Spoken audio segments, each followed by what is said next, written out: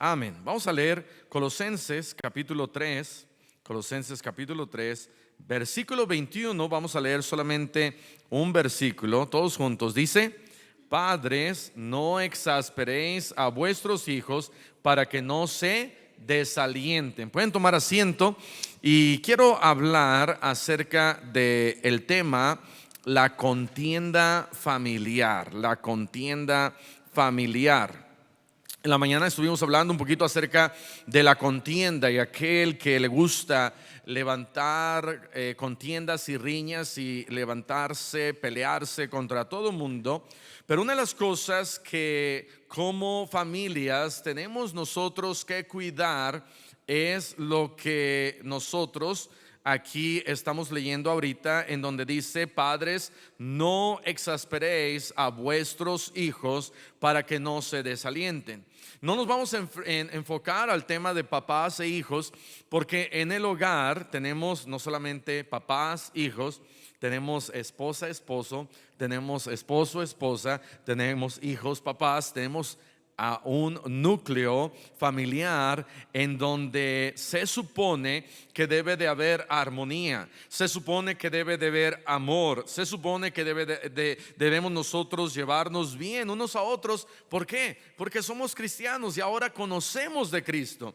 Pero dice la palabra de Dios que si hay algo que llega a desanimarnos, y no solamente a los hijos, pero llega a desanimar a la esposa, llega a desanimar al esposo, llega a desanimar a la familia, al papá, a la mamá, es la contienda entre unos y otros, la pelea entre papá e hijos, la pelea entre el papá y la mamá. Recuerdo al estar creciendo, poniéndome en medio de papá y mamá y gritando: ya no se estén peleando. ¿Y cuántas veces eso sucede en nuestros hogares? Efesios capítulo 6, en el versículo 4 hay un versículo similar. Efesios capítulo 6, versículo 4 dice: y vosotros, padres, no provoquéis a ira a vuestros hijos, sino criadlos en disciplina y amonestación del Señor. Hay algunas cosas que provocan a nuestros hijos a ira. Hay algunas cosas que exasperan a nuestros hijos y los desalientan. Por ejemplo, cuando no hay congruencia en el hogar. Cuando no hay congruencia en el hogar, nuestros hijos se preguntan y dicen: bueno, ¿qué está pasando? Y eso los llega a desanimar. Pero parte de esa incongruencia es cuando dentro del hogar tenemos a papá y a mamá en donde exasperan a sus propios hijos en este tema de la contienda, de la pelea. Vean lo que dice Proverbios capítulo 16, versículo 32. Proverbios capítulo 16, versículo 32.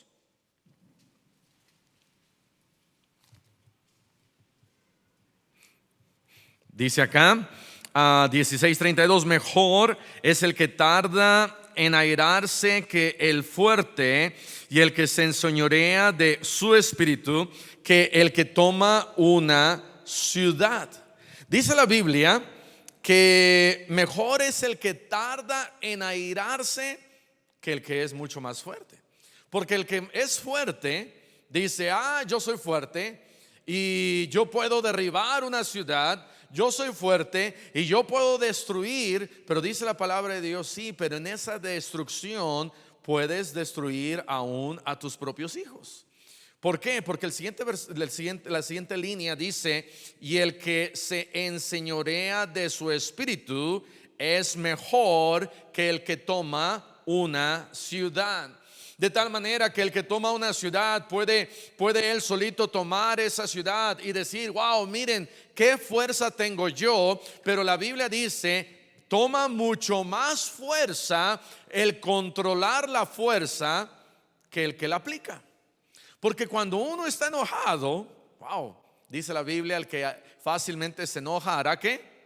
Locuras. De tal manera que Dios está diciendo: es mucho mejor aquel que se enseñorea de su espíritu, aquel que mantiene su espíritu, su enojo, lo domina y dice: no me voy a enojar, no me voy a enojar, no le voy a gritar, no lo voy a golpear, no lo voy a matar. Dice la Biblia: es mucho mejor alguien así que aquel que dice: puedo tomar esta ciudad, y hace y destruye. Y entonces Dios dice: es mucho mejor que aquel.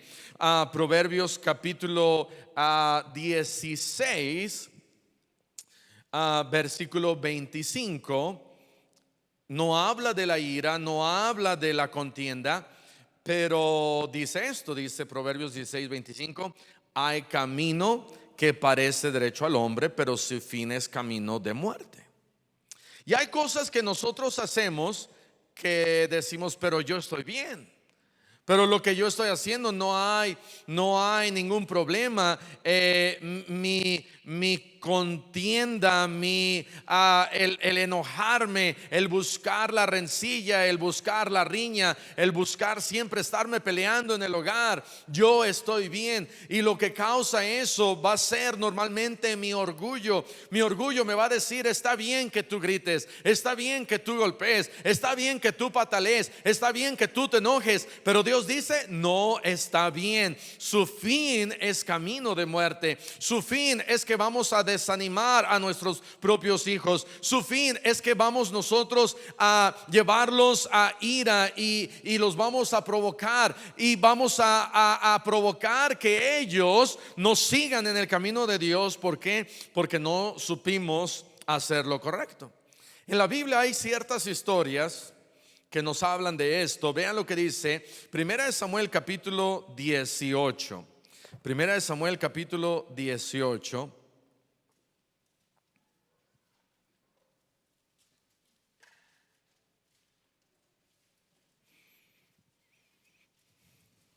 Y vean lo que dice ahí en el versículo 10. Dice aquí: aconteció al otro día que un espíritu malo de parte de Dios tomó a Saúl, y él desvariaba en medio de la casa. Y David tocaba con su mano como los otros días, y tenía Saúl la lanza en su mano. Y arrojó Saúl la lanza diciendo: enclavaré a David a la pared. Pero David lo evadió 2 veces. Si algo sabemos de Saúl, es que era impaciente. Dios le dijo a Saúl: mira, Saúl, tú tienes que ir hasta Gilgal. Y Samuel le dice: vas a llegar a Gilgal y vas a esperar. Pero el pueblo empezó a decirle a Saúl: hey, ofrece el sacrificio. Y Saúl termina ofreciendo el sacrificio. Pero si algo tenía Saúl, es que se desesperaba.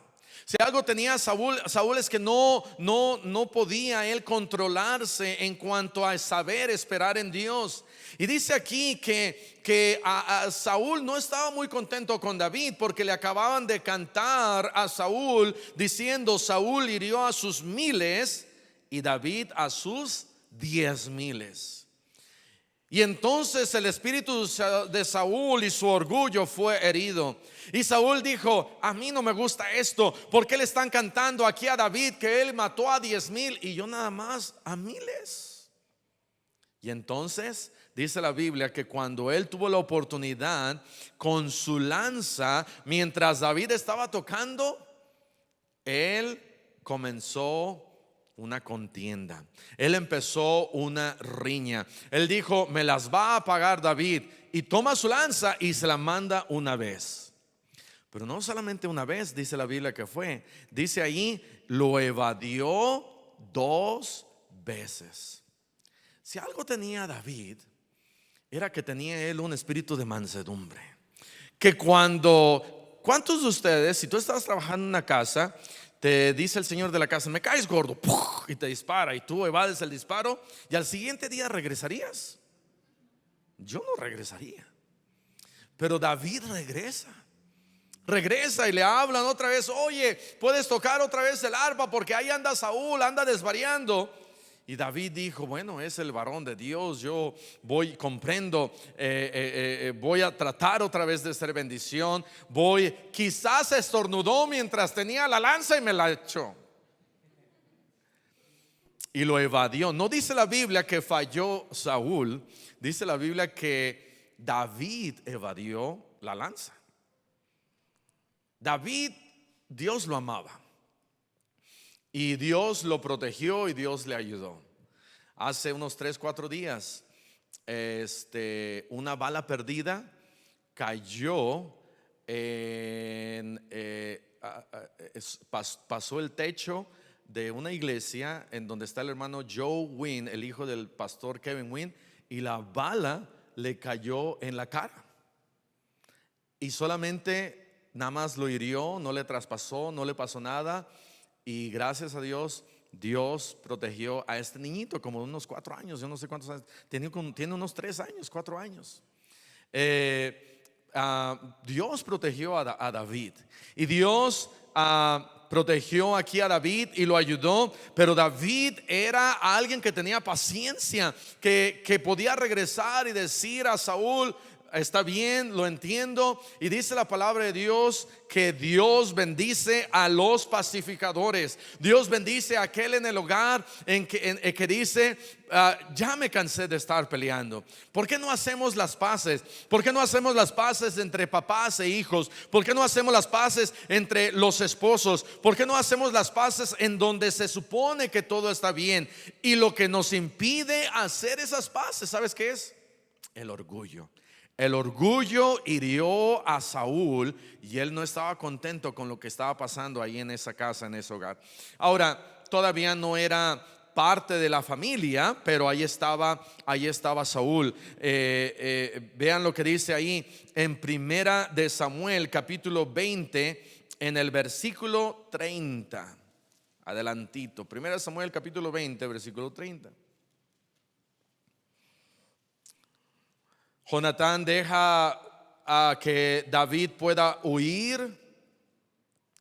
Y dice la Biblia que cuando Saúl está indagando y se da cuenta de que su propio hijo Jonatán ha dejado que David huya, el papá Saúl se enoja con su hijo Jonatán y le da una regañada.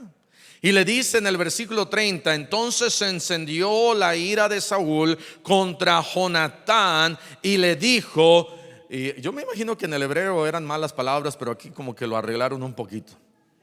Porque dice, hijo de la perversa y rebelde. Y qué bueno que dice eso, amén, porque lo podemos leer. Hijo de la perversa y rebelde, ¿acaso no sé yo que tú has elegido al hijo de Isaí para confusión tuya y para confusión de la vergüenza de tu madre? Y estaba sumamente enojado. Ahora yo estoy de acuerdo, no todas ocasiones como papás debemos nosotros de tomar, y escucha bien esto, no todas las ocasiones debemos nosotros de tomar el lado de nuestros hijos. Porque sabe, hermano, en algunas ocasiones mis hijos van a hacer mal. Y si alguien viene y me dice, ¿sabe qué? Su hijo me dio una patada, y yo le digo, no, mi hijo nunca da patadas, y yo lo conozco que siempre da patadas. Estamos nosotros lastimando el futuro de nuestros hijos cuando los estamos sobreprotegiendo, los estamos mimando, los estamos cuidando tanto que no nos estamos dando cuenta de sus errores. Nuestros hijos tienen errores, nosotros tenemos errores, y nosotros como cristianos tenemos errores, pero tenemos a un Padre que nos perdona.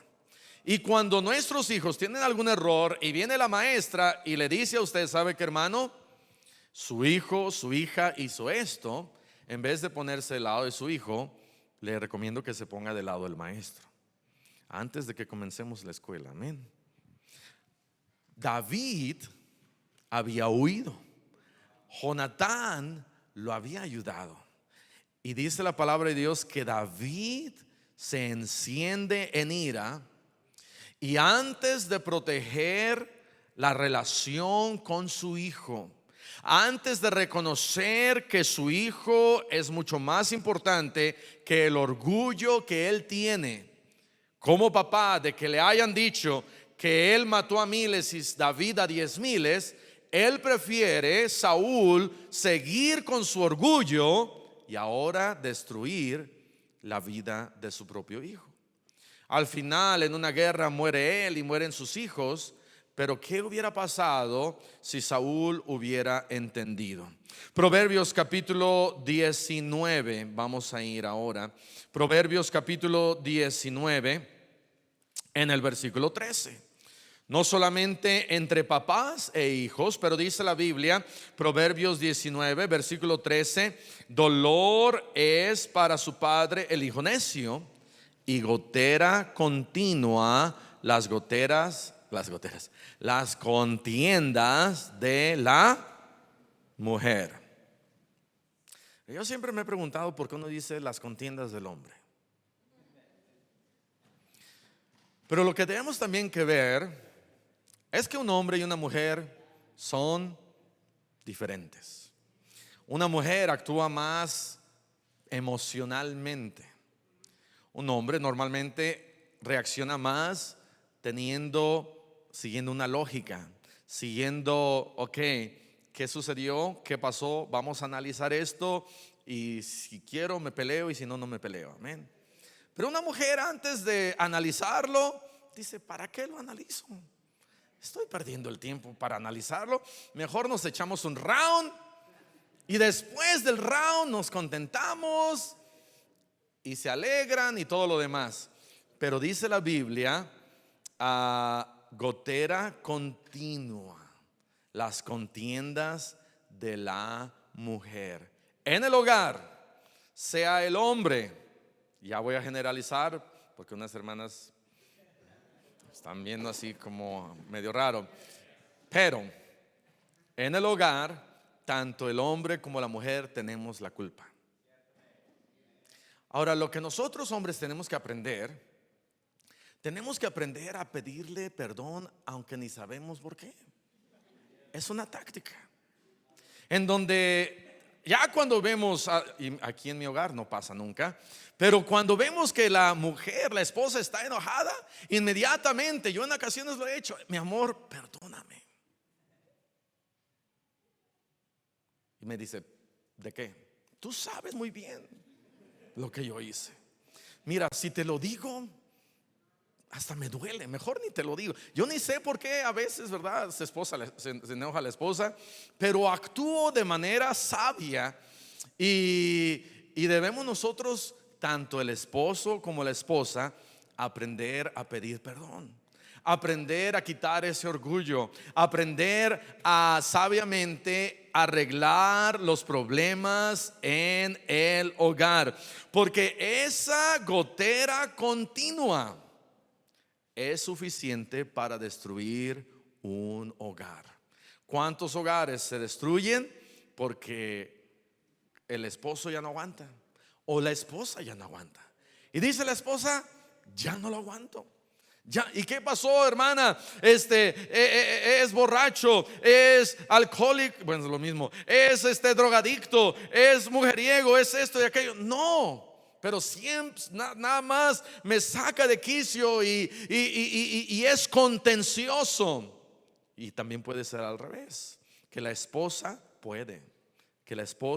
sea como una gotera continua. Amén. Proverbios capítulo 29, versículo 22. Proverbios 29, versículo 22. El hombre iracundo. También hay hombres que son iracundos. Amén. El hombre iracundo. Ahora, ¿se dan cuenta que no dice la mujer iracunda? Dice el hombre iracundo. Ya les estoy ayudando, hermanas, amén.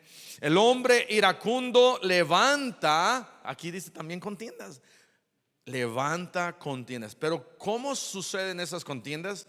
Porque es un hombre iracundo, el que no ha aprendido a contener esas contiendas. Y el furioso muchas veces peca. No algunas, muchas veces peca. ¿Cómo peca? Peca con palabras, peca con acción, peca quizás con golpes, peca yo creo que a veces con algo que duele más que los golpes, con palabras hirientes. Palabras hirientes. El golpe quizás 2, 3 días ya lo maratado, ya no se ve tanto. Pero una palabra hiriente, pueden pasar 50 años y la esposa, ¿verdad? Todavía está enojada. ¿Por qué estás enojada? Porque hace 50 años me dijiste que no me amabas. Y las esposas, bien que se acuerdan. Dios dice que una persona que levanta contiendas inmediatamente está aún en carnalidad. Vean lo que dice Primera de Corintios, por favor. Primera de Corintios capítulo 3 versículo 1. Esto lo vimos en la mañana. Primera de Corintios capítulo 3 versículo 1.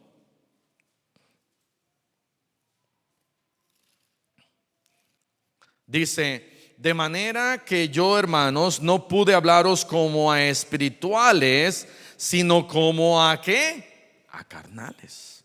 Versículo 1: como a niños en Cristo, os di a beber leche y no vianda, porque aún no erais capaces, ni sois capaces todavía, porque aún sois carnales, pues habiendo entre vosotros ¿qué? Celos, y lo dice, contiendas y disensiones, que son divisiones. ¿No sois carnales y andáis como hombres? Hermanos, Dios dice: ok, está bien, si apenas acabas de conocer de Cristo, si apenas acabas de convertirte al cristianismo y entender que Dios quiere que tú cambies poco a poco, pero si ya llevas 5 años, si ya llevas 10 años, Dios dice: hey, no tienes que ser un carnal, no tienes que andarte ahí peleando por todas las cosas en todo tiempo, buscando una y otra cosa, en donde en ese hogar, dice la Biblia, la manera en que nuestros hijos pueden ver que realmente hay un Dios es a través de nosotros. El hermano Ross estaba dando una clase y yo estoy de acuerdo completamente con él. Uno de los puntos es: el hombre es el reflejo de Dios y la representación de Dios en el hogar. El esposo. No somos Dios, pero Dios me ha puesto ahí como representante en el hogar para que yo como papá diga: hey, vamos a seguir al Señor, vamos a servir al Señor, vamos a buscarle a Él, vamos a obedecerle a Él. Y nosotros debemos de ser representantes de Dios en el hogar. Pero si me la paso peleando, me la paso de contencioso, me la paso de pendenciero, me la paso ahí buscando riña y me levanto y ya me quiero pelear, y en la noche ya me quiero pelear otra vez, y todos los días me la paso peleando, Dios dice: eres un carnal. ¿Qué debo de hacer para no ser ese carnal en el hogar? Debo de aprender a controlarme. Estaba hablando con un hermano hace tiempo que me estaba diciendo: pastor, la razón que perdí mi negocio fue porque yo era bien iracundo, tenía un mal genio, le gritaba a todos mis trabajadores, a todo mundo hacía las cosas mal. Y tenemos que tener cuidado. Y dice: pastor, ya Dios me ha cambiado de lo que yo era antes. Vea lo que dice Proverbios capítulo 18. Hermanos que se pelean, no solamente papás e hijos, no solamente esposo y esposa y esposa y el esposo. Proverbios 18:19 dice: el hermano ofendido es más tenaz que una ciudad fuerte, y las contiendas de los hermanos son como cerrojos de alcázar. ¿Qué es alcázar? Alcázar es un castillo fortificado, y los cerrojos es un candado fuerte. Y dice la palabra de Dios que las contiendas entre dos hermanos carnales pueden ser tan fuertes que nadie los puede separar. Y no quiere decir de separar de enemistad, separar de continuarse peleando.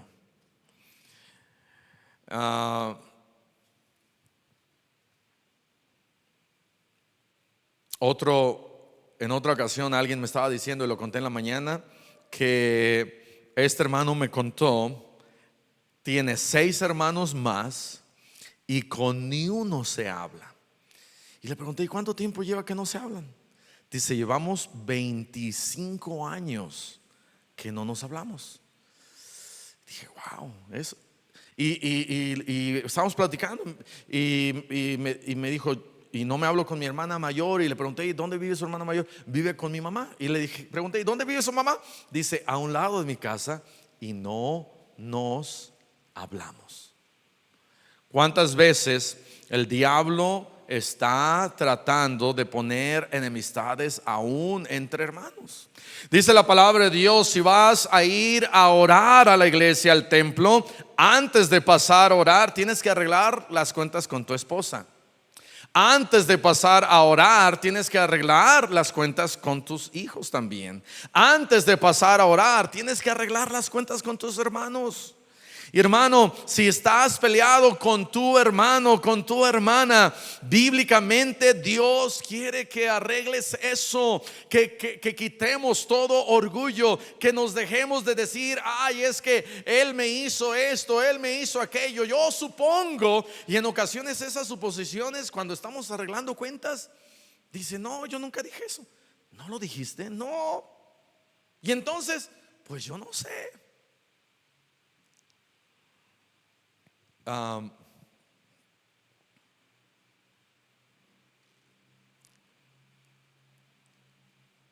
Proverbios 28-25.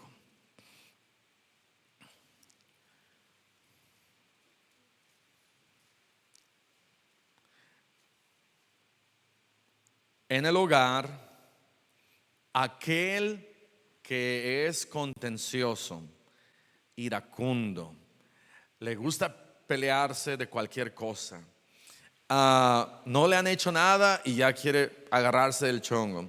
Dice la Biblia, Proverbios 28-25, el altivo de ánimo suscita contiendas, mas el que confía en Jehová prosperará. En otras palabras, la semana pasada vimos el día entre semana, creo el jueves, algunas cosas que el que es avaro piensa y dice, si soy avaro, voy a tener todo este dinero y voy a ganar y me va a ir muy bien. Pero su fin está equivocado, no es así. De la misma manera el contencioso, el que es contencioso, dice la Biblia, es altivo de ánimo, es orgulloso. No es alguien que trata de tranquilizar o calmar las cosas, sino es alguien que se quiere agarrar y se quiere pelear y es alguien que es de ánimo altivo. Y dice la palabra de Dios, aquel que es así, Dios no te va a prosperar. Pero dice, mas el que confía en Jehová prosperará. En otras palabras, yo voy a confiar en Dios y yo voy a dejar que Dios arregle las cosas por mí. En la mañana vimos que vino Sanbalat y Tobías y vinieron y le gritaron a Nehemías y le dijeron, hey, ¿tú crees que en un día vas a construir esos muros? ¿Tú crees que Dios te va a ayudar? Y se empezaron a burlar porque eran contenciosos y aparte no querían nada, que odiaban a los judíos. ¿Y sabes qué hizo Nehemías? No fue y se puso a pelear con ellos. Nehemías siguió haciendo lo que él ya estaba haciendo. Él siguió construyendo, él siguió confiando en Dios. Y él dijo, si nos vienen a atacar, entonces sí vamos a hacer algo, pero aún así vamos a dejar que Dios pelee por nosotros. Hermano, tenemos que confiar en Dios.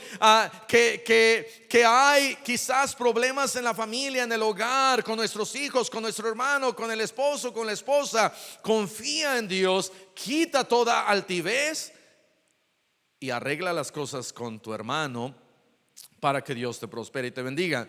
Proverbios 16, versículo 5. Proverbios 16, 5. Dice: abominación es a Jehová todo altivo de corazón, ciertamente no quedará impune. Dios dice: mira, tienes que tener cuidado si eres altivo de corazón, si te exaltas en sobremanera, si eres contencioso, si eres orgulloso, si estás exasperando a tus hijos, si estás exasperando a tu esposa, a tu esposo, a tu hermano, porque dice la Biblia: ciertamente no quedará impune. Dios quiere que nuestra familia tengamos más amor. Y se dice fácil, pero dice Pablo en 1 Corintios 13: si yo tengo esto y esto y esto y no tengo amor, de nada me sirve. El hermano Kevin Wynn, durante la conferencia que estuvimos ahí hace un mes, él dijo: una de las cosas que yo oro todos los días es porque Dios me dé más amor. El hermano Chapel, allá en la conferencia con el pastor Ezequiel Salazar, decía: una de las cosas por las que yo oro todos los días es porque Dios me dé más amor. Y escuchamos que debemos de tener más amor, pero ¿lo estamos practicando? ¿Lo estamos demostrando? ¿Le estamos diciendo a la esposa: hey, te amo? A nuestros hijos: hey, te amo? Y cuando nos pasamos un poquito, debemos de aprender a ir con ellos y decirle: oye, ¿sabes qué? Perdóname por las 3 cachetadas que te di. Aquí estoy. Y aprender. Ahora, no hay que dar cachetadas tampoco, pero aprender a humillarnos y decirle al Señor: Señor, necesitamos más amor. En la iglesia necesitamos más amor y paciencia. Allá en la calle necesitamos más amor y paciencia. Oh, pastores, que me hace enojar. Necesitamos más amor y paciencia. Amén.